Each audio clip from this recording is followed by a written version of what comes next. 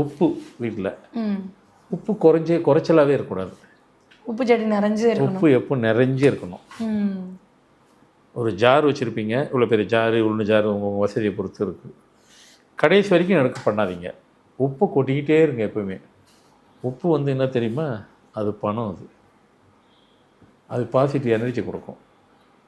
ஒரு வீட்டில் உப்பு எவ்வளோக்கு எவ்வளோ ஃபுல்லாகவே இருக்குதோ அவ்வளோக்கு எவ்வளோ பணம் உள்ளே சேர்ந்துக்கிட்டே இருக்கும்.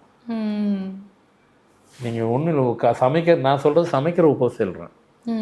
கல் உப்பு தான், பவுடர் உப்பு இல்லை.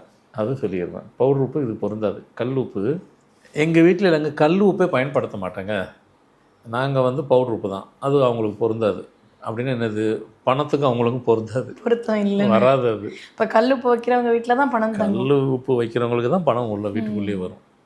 வீட்டுக்குள்ளே கல் உப்பு அட் எனி காஸ்ட் நீங்கள் வச்சுக்கிட்டு பயன்படுத்தணும். உண்மையிலே விட்டமின்ஸ் எல்லாமே கல் உப்பில் தாங்க இருக்குது. திருஷ்டியும் அதில் தான் இருக்குது. பணம் ஒரு கல் உப்பு வந்துட்டு பணம் அதுதான், திருஷ்டி போக்குறது அதுதான், பாசிட்டிவ் எனர்ஜி கொண்டு வந்து கொடுக்குறது அதுதான், பாசிட்டிவாக ஒரு வீட்டில் பேச வைக்கிறது அதுதான், எல்லா செயல்பாடுகளையும் செய்ய வைக்கிறது கல் உப்பு தான்.